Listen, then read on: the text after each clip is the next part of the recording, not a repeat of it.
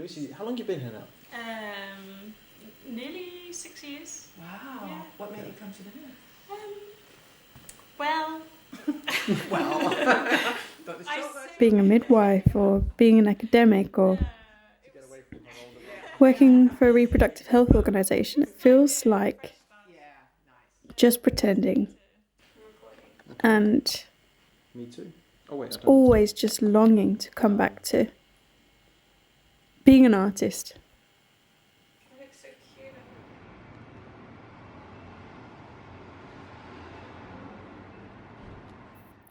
Okay, it's happening. I'm recording. I've been thinking about starting a YouTube channel for so long now. I didn't think it would feel like this. My apartment's still the same. In fact, it's a mess. I'm sitting at my dining room table that I sit at all the time. And I'm just doing it. I'm just speaking into my phone. It's really happening. And it's okay. Record. My brother's here. He's come to stay. So it's just And he's an artist too. I can say too because I am also an artist. Hi, I'm Lucy. I'm an English-born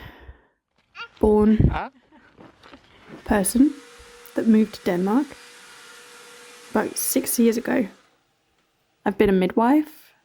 I've been a master's student. I've worked at NGOs. I've tried to be an artist here and there. I've made money from it here and there, not much. I never charged very much for my portraits. Originally, I would sell to friends, some family, no, old colleagues. And this was little pen portraits of them having had a baby, because I was a midwife at the time. Babies, great.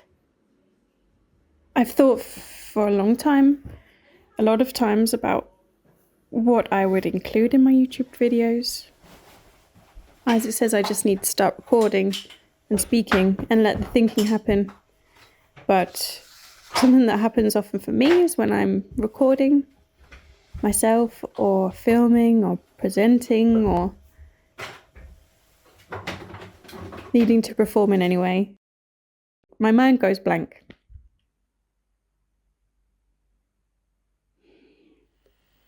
The only thing I can really think about is the fact that I'm If we close this being door, recorded.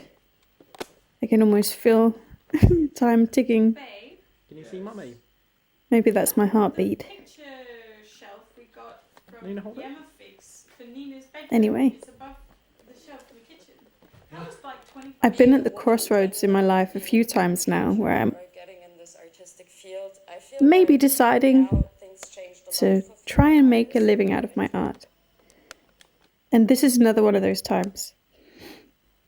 And I'm trying to convince myself that this time really is the right time. And I don't want to let myself convince myself that I need the money, so I have to get a proper job. I need to remember that this is what I'm meant to do. And it is. It really is. This is the only thing I can stand to do. I am a very hardworking person. But for some reason, I've never really been able to keep a job. Not because I wasn't good at it, and not because people didn't like me. Because I just couldn't take it seriously.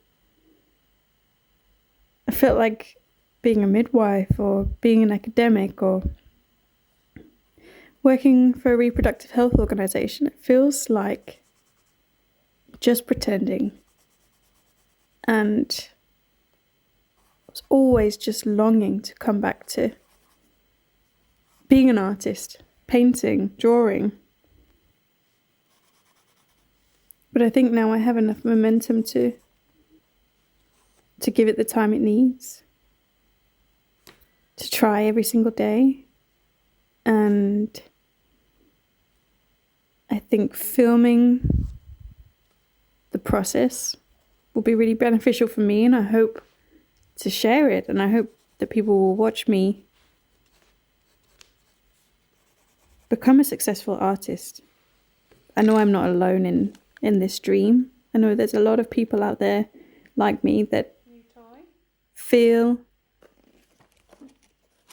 the need to create something, to put something out into the world that is an expression of what they see and what they feel, how they see the world. I'm in a fortunate position where my husband, he believes in my ability and he wants to support me through this, and he's being patient with me. I'm in a fortunate financial situation where my rent is very low. I also have a brother who really gets the challenge, the struggle of creating. And he's been through a lot of the steps that I am going through at the moment. And he has taken on the responsibility or the role as being my sort of like spiritual manager, my creative manager. Yeah, so thanks to him, I've started to press record. He's recommended that I start with the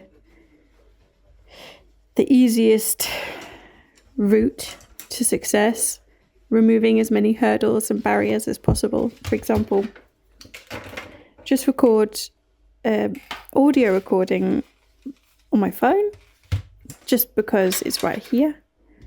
And then maybe I could just put it over a video to start with. My YouTube channel will not be perfect, and I need to accept that for myself.